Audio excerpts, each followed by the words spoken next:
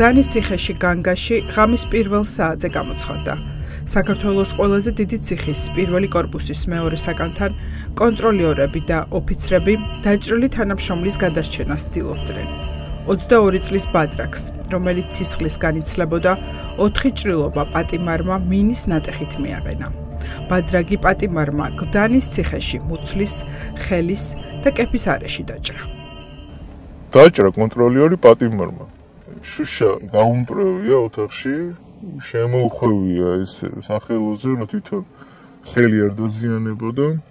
სასტრაფოდ გამიღეო. მარტო არ უნდა გააღვო. დაუძახო ოფიცერს, ერთს, მეორეს, ღამის საათებში ეგრეა წესი. ხოლოს და ბიჭმა გააღვო საკანი და პირდაპირ გაუყარა შუშა. რეანიმაციაში იყო ძლივს გადარჩა. რამდენი ჭრილობა ქონდა ამ შუშით? ალბათ 1-4-5. ბადრაგის თანამშრომელზე თავდასხმის ამბავი პენიტენციურმა სამსახურმა დამალა. შაბათის ეთერს ციხეში მომხდარი ფაქტის შესახებ კონფიდენტი უყვება. ჩვენ დავადგინეთ, რომ პატიმრის სამისნე 22 წლის სერგი ბერიძე გახდა.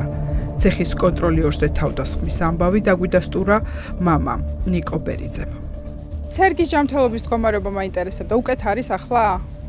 დიახ, უკეთ არის. რამდენი ოპერაცია ჩაუტარდა? ერთი კვირა მართლაც ხელოვნურ ვენტილაციაზე იყო? ანუ რეანიმაციაში იყო, მაგრამ ოპერაცია ერთი კვირა არ ყოფილა. 22 წლის ბადრაგი, რომელიც ციხეში სასიკვდილოდ გაიმეტეს სისტემაში ახალი დასაქმებული იყო. გამოძიებამ უნდა დაადგინოს, საიდან ჰქონდა პატიმარ შუშა, რომლითაც ბადრაგი სასიკვდილოდ დაჭრა. შუშა ციხის საკნებში აკრძალული ნივთია. ვინ გაიმეტა სასიკვდილოდ ბატონო ნიკო? არ ვიცი, შემოყიული, არ ვიცი, გელოცოლე. არ ვიცი. პატიმარ საიდან ჰქონდა შუშა? არ ვიცი, არაფერი არ ვიცი, შეგელოცოლე. და რამდენი ჭრილობა ჰქონდა? ჩემი ინფორმაციით 4 ჭრილობა ჰქონდა მას მიყენებული. 4, ანუ ერთი ჭრილობა იყო, ღრმა ჭრილობა და ანუ დანარჩენი ახლა ესეთი ჭრილობები არ ყოფილა. მე მაგრამ ინფორმაცია არ ვიცი, სამიქცეოდა თუ არა ბავშვი, მაგრამ ფაქტი იყო, რომ ციხის ადმინისტრაცია მიექცეულება. დაჭრილ ბადრაგს ამ თემაზე საჯარო საუბარი აუკრძალეს. ის ჩვენთან სატელეფონო კომუნიკაციის დროს მასზე თავდასხმას უარყოფს. როგორც ჩანს, სისტემა სკანდალის გახმაურებას მოერიდა. ამით მას აღიარება მოუწევდა, რომ ციხეებზე კონტროლი ხელიდან გაექცა. კარგად ვთქვით, თავს არანაირი ჭრილობები არ აქვს. გამოგწერეს ხო უკვე სახლში ბრძანდებით? სახლში ვარ, არავის არ გამოუწერი ვარ, არც არსად არ ყოფილვარ. რა ჭრილობებზე ლაპარაკობ არ მისმის. შუშა საიდან ქონდა პატიმარს? არ მისმის რა ჭრილობებზე ლაპარაკობ. სამსახურში აგიკრძალეს ამ თემაზე ლაპარაკი? არა, რა თქმა უნდა, არანაირი ჭრილობები არ მქონია. ბადრაგმა როგორ მიიღო მძიმე დაზიანება პატიმრისაგან? დაუცველები ხართ თანამშრომლები ბატონო სერგი? არ შედგება ჩვენ შორის საუბარი, რომ რატო ბატონო სერგი?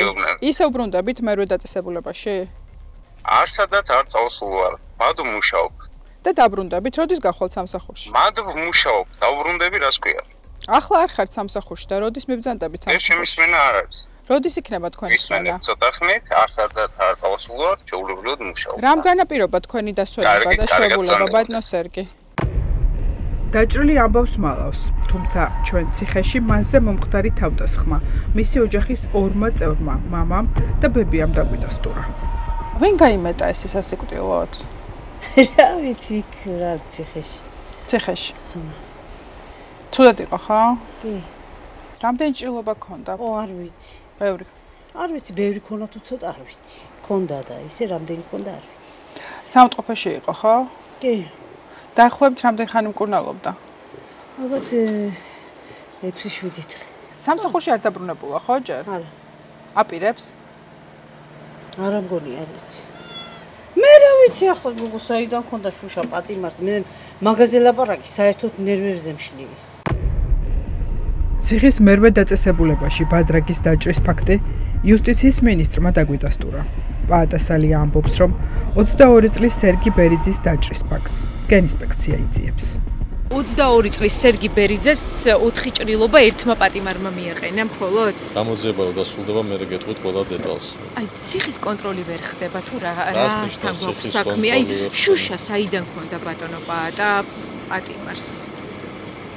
საიდან ქონდა შუშა? ეს ხო აკრძალული ნივთია. რა თქმა უნდა, გამოიძიებს ამას ჩვენი გენინსპექცია და შეგატყობინებთ იყო თუ არა შუშა შუშით მოხდა თუ არა საიდან მოიპოვა ეს შუშა თუ მართლა შუშა იყო იუსტიციის მინისტრის თქმით დაჭრილმა ციხის კონტროლიორმა ბერიძემ რეაბილიტაცია უკვე გაიარა. თუმცა კითხვაზე პასუხის გაცემა უჭირს, საიდან აღმოჩნდა აკრძალული საგანი გლდანის მერვე პენიტენციურ დაწესებულებაში. მთავარი ადამიანი გადარჩა, ახლა ყველგან შეიძლება მოხდეს ერთეული შემთხვევა, მას არა ყოველდღიურ რეჟიმში ხო არ ხდება ესეთი რაღაცა. ყოველდღიურ რეჟიმში არ ხდება ეგეთი რაღაცები. არ ვიცით საიდან მოიპოვა ეს შუშა, ესეც გამოსარკვევია. ჩვენ რო შუშებს არ ურიგებთ, არავის ვინმე ხელი გამოჭროს, ხო დარწმუნებული ხარ თამაშიდან. ეჭვი გაქვთ რომ შეიძლება საერთოდ არ იყოს შუშა და სხვა. ვერ გეტყვით, არ ვიცი. დაჭრილი ბადრაგის ოჯახი საჩხერეში ცხოვრობს. დედა საჩხერის საავადმყოფო სექტანია. მას შემდეგ რაც მერვე დაწესებულებიდან ბერიძე მრავლობითი დაზიანებებით ვივამედის კლინიკაში ციხის ადმინისტრაციის გადაწყვეტილებით სასწრაფოდ გადაიყვანეს, ბადრაგის მშობლები კონსულტაციას საჩხერეში ტრავმატოლოგიის ცენტრის უფროსთან გადიოდნენ. მაგი ციხეზე მუშაობდა. ხო, ბადრაგია. და იმ პატიმარმა დაჭრა. იქნა დაზიანებული ფილტვი, რას ამბობთ? ოპერაციებსაც ჩაუტარდა. ვივამეთში. და ბატონიკო ძლიერი იყო ეს დაჭრა ფილტვის არეში. კი, გაიხსნა მოცელი. ბეძი იქნა დაზიანებული და ფილტვი მე მაგადგან ვიცი ეს. როგორც ექიმი რაღაცებს მეკითხებოდა. ჩევას. და ხელისშლობა ქონა კიდე. და ეს დაზიანება შუშით იყო მიყენებული? ექიმი ნიკოლოზ სადუნიშვილი გვიყვება, რომ ციხის ბადრაგის სიკვდილს სასწაულმა გადაარჩინა, რადგან დიდი იყო აორტის დაზიანების რისკი. იზოლ დაზიანებაა განსხვავებული. მუცელში ჭრილობა მოხდება, შუშის ნაჭიერი და ამ დაზიანებამ რა შეიძლება გამოიწვიოს? ფატალურადაც შეიძლება დასრულდეს ადამიანის. შეიძლება სიზავი დაზიანდეს, აორტა დაზიანდეს, ღვიძლის სისავი დაზიანდეს. როგორც ჩანს, ძალიან დიდი შუშის ნაგლეჯი იყო. არ ვიცი, დიდი და გრძელი უნდა ყოფილიყო ინდონეზია რო. ღვიძლი და ფილტვი რო დააზიანა, ერთი ჭრილობით აბარა იქნებოდა. კონფიდენტი გვიყვება, რომ ციხეებში საკადრო დეფიციტია. ხშირად კი კონტროლიორებად პირდაპირ გამოუცდელ კადრებს ასაქმებენ. სისტემას მართვა უჭირს და ამ პირობებში სამსახურის დაწყების მსურველიც ცოტაა. აბსოლუტურად უსოდინრები მოდიან.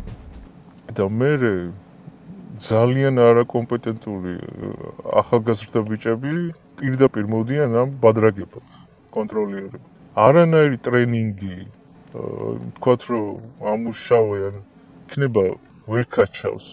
რო შემოგხედავს ეხა პატიმარი და დებილი შეხედულება გაქვს, ის შენ რამეში დაგიმორჩილება? შენ დაგაბოლოს, გამოგაშტეროს და გამოგიყენოს.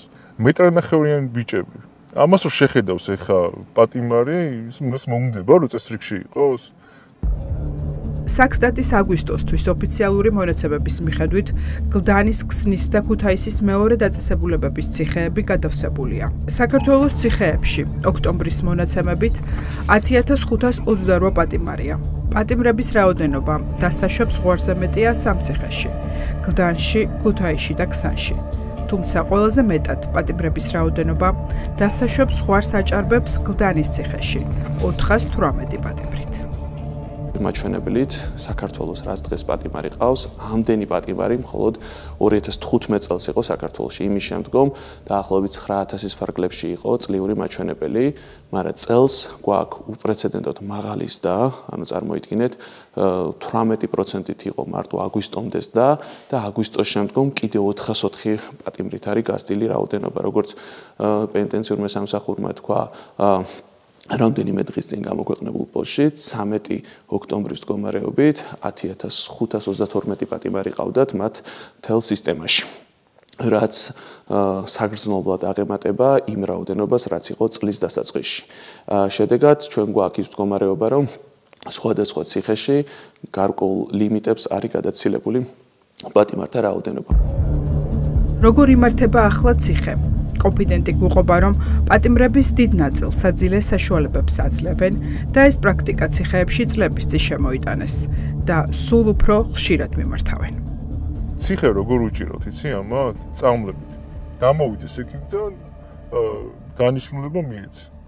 საძილე და საძილეთი ეხა გაგონილა ციხე დაიჭირა? პატიმარმა არ იცის როდის უნდა გაიღვიძოს, როდის უნდა დაიძინოს. ქართული ოცნების რეპრესიული პოლიტიკის დამსახურებით ციხეები ივსება. წინასწარ პატიმრობაში გაშვებული ბრალდებულების რიცხვი მაღალია. პროკურატურა პრაქტიკულად უარს ამბობს შედარებით მსუბუქი აღკვეთი ღონისძიების გამოყენებაზე. ყველანი ციხეში. პოლიტიკა, რომლის გამოც წინა ხელისუფლებას აკრიტიკებდნენ, ქართული ოცნების ხელწერად იქცა. ეს ლიმიტი ბუნებრივია პირველ რიგში გულისხმობს კვადრატულობას, რაღაც რაოდენობის კვადრატულობა უნდა გავრცელდეს კონკრეტულ პატიმარზე, ეს ასევე გულისხმობს იმას, რა სერვისის მიწოდება შეუძლია ამ შემთხვევაში ციხეს, უსაფრთხოების თვალსაზრისით, ასევე სამედიცინო და სხვა სოციალური აქტივობების სახით. ბუნებრივად ყველაფერი რთულდება, ისევე როგორც მაგალითად გასეირნების უფლება და ასე შემდეგ, ციხის ადმინისტრაციას შესაბამისი სერვისების მიწოდება, რაც პატიმრისთვის არის დადგენილი, ბუნებრივად ურთულდება და ესე ვთქვათ, შეუძლებელი ხდება ზოგიერთ შემთხვევებში. ამიტომ არის სწორედ ლიმიტები დადგენილი და ამ ლიმიტების დაცვა ამიტომ არის მნიშვნელოვანი. აგვისტოს თვის მონაცემებით ციხეებში 10500 პატიმრიდან ნახევარზე მეც 6342 მსჯავრდებულს ჯანმრთელობის პრობლემა აქვს. მათ შორის ყოველ მეათეს ფსიქიკური და ქცევითი აშლილობა. ასეთი 1187 პატიმარია.